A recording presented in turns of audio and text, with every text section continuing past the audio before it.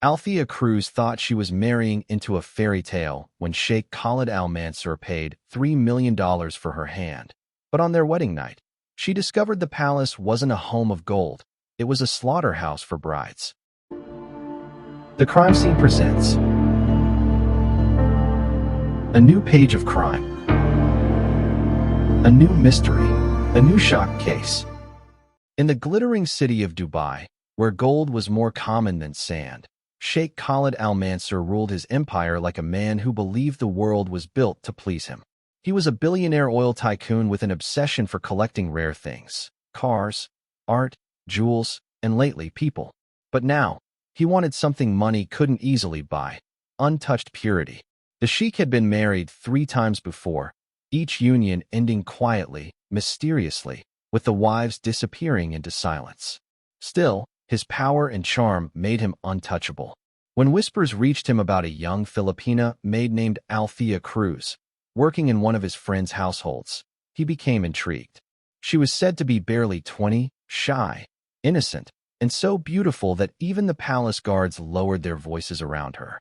Althea wasn't looking for love or luxury. She just wanted to send money home to her sick mother and younger siblings in Manila. But her world shifted overnight when an anonymous representative approached her family with a staggering offer: $3 million in exchange for her hand in marriage to the Sheikh. Her mother cried tears of confusion and gratitude, believing it was God's blessing. Althea didn't argue. Her silence became her surrender. Within days, private jets and gold-sealed contracts replaced her simple life. She was dressed, trained, and polished like a jewel before being presented to the man she was told would give her the world. The wedding announcement was splashed across gossip blogs and tabloids, calling her the chosen bride. But beneath her polite smile and lowered gaze, Althea felt the heavy pulse of dread. Something about his eyes, cold, predatory, too calm, made her stomach twist. She knew she wasn't marrying a man. She was stepping into the mouth of something dark, and she could already feel its teeth closing in. The wedding played out like a scene straight out of a billionaire's fantasy. Horses draped in silk, guests dripping in diamonds, and a bride who looked more like a porcelain doll than a woman about to be married. Sheikh Khalid Al Mansoor spared no expense to showcase his power. The ceremony was broadcast across Dubai's elite circles, where people whispered about the staggering $3 million dowry and the mysterious Filipina bride who had captured the Sheikh's eye. Althea Cruz stood beneath the golden arches, her face hidden behind a lace veil, her heart hammering like it was trying to break free from her chest. The moment she said, "I do," her freedom evaporated like smoke. What was sold to her as a dream turned into a cage lined with gold. The palace she now called home was breathtaking but suffocating, every corner patrolled by silent guards who watched her with blank eyes. Her phone was confiscated, her passport gone, and every letter she wrote to her family was screened before being sent. The Sheikh's affection felt more like surveillance, every smile rehearsed, every touch calculated. She wasn't a wife. She was an object of proof, a trophy displayed to feed his twisted sense of dominance. At night, when the lights dimmed, she could hear whispers through the marble walls, maids talking about the Sheikh's previous wives who had vanished without farewells. Some said they'd been sent away to private villas abroad. Others claimed their rooms had been sealed shut forever. Althea tried to shake the fear, but the palace itself seemed alive, humming with secrets buried under its luxury. The silence around her grew heavier each day, pressing against her like invisible hands. In a place built from wealth and worship, she realized she was no bride. She was the newest prisoner in a golden cage. Days turned into weeks, and Althea's curiosity started to eat away at her fear. The palace was too quiet, too controlled, like every breath had to be approved before being taken. She began noticing odd things: doors that were always locked, rooms that the servants refused to clean, hallways that seemed to shift from what she remembered. The Sheikh was often gone for days, claiming business in Abu Dhabi or London, but every time he left, he ordered the guards to keep her safe, a word that felt more like a warning. One humid night, while the house slept, Althea slipped out of her bedroom barefoot, her silk gown brushing against the cold marble. She followed a draft of air down a dim corridor lined with portraits. The paintings looked almost alive, women dressed in regal gowns, eyes full of sorrow, expressions frozen somewhere between beauty and fear. The strangest part wasn't their resemblance to her.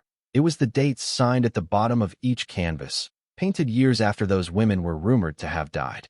Her stomach twisted as she recognized one of the faces from an old magazine clipping, a European model once married to the Sheikh, who had disappeared while traveling. As she moved deeper into the hallway, a faint chemical smell hit her nose, sharp and sour, like bleach mixed with decay. She followed it to a locked steel door, the only one that didn't fit the mansion's golden aesthetic. From behind it came a low mechanical hum, steady and cold, like something running nonstop underground. She pressed her ear to the metal and caught the faintest sound, dripping water or something thicker. Panic rushed through her chest, but before she could move, a red light above the door blinked on. Somewhere behind her, footsteps echoed down the hall. She wasn't supposed to be there, and now someone knew she was. The night of the wedding consummation arrived like a storm she couldn't outrun, wrapped in gold and silence. The palace was eerily calm, servants dismissed early, guards posted at every exit. Althea sat on the edge of the massive bed, her heart pounding like a trapped bird, the air thick with incense and dread.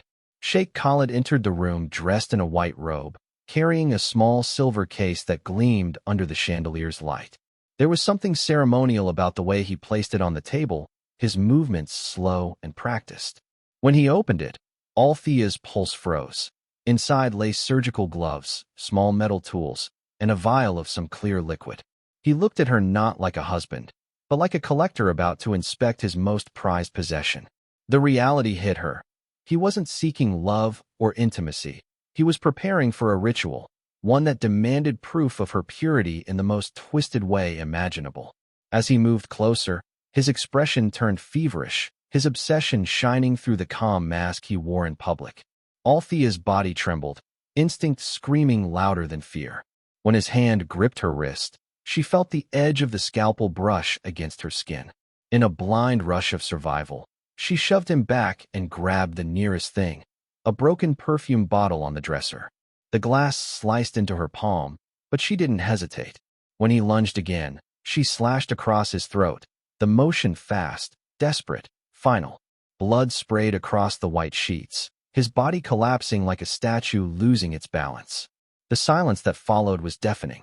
Trembling and barefoot, Althea fled through the palace corridors, her gown torn, her hands slick with blood. Behind her, the Sheikh's empire began to rot from its most guarded secret. By sunrise, the palace had turned into a fortress of lies. Guards scrambled, servants whispered, and every trace of blood was erased before the first call to prayer echoed across the desert. Sheikh Khalid Al Mansoor's death was too big to explain, too dangerous to expose. Within hours, the official statement hit the media. He had slipped and suffered a fatal injury in a private accident. No one dared question it. The royal family moved fast, sealing the palace and silencing anyone who knew what really happened. The staff was dismissed, replaced overnight by new faces loyal to the Al Mansoor dynasty. Althea's name was wiped clean from the wedding records, her passport destroyed, her identity rewritten as if she had never existed. The world mourned a powerful man and forgot the woman who survived him. But behind those sealed walls, whispers grew louder. A few workers who'd seen too much vanished without notice, and those who stayed swore the Sheikh's private vault was still off limits, guarded by men who didn't speak Arabic or English. When one of his former bodyguards tried to leak photos of a hidden underground chamber, he disappeared before the story broke. Rumors spread of a secret lab beneath the villa, a chilling gallery where the Sheikh's wives were preserved in glass cases like frozen artwork. Some said he believed beauty shouldn't decay. Others claimed he was obsessed with creating eternal perfection. The truth was buried with him, but the fear lingered. Journalists tried to dig into the missing brides, only to find every record deleted, every lead paid off. Dubai's elite whispered behind champagne glasses, pretending they didn't know what everyone knew. The Sheikh's empire continued to thrive, but beneath its marble floors and golden halls lay a darkness that no amount of wealth could buy silence for. Months rolled by, and the mansion that once pulsed with power now stood like a haunted monument on the edge of the desert. Locals whispered that strange lights flickered in its windows at night, and a woman's cry could sometimes be heard carried on the hot wind. Some said it was the ghost of the Sheikh's final bride, the one who escaped death but never peace.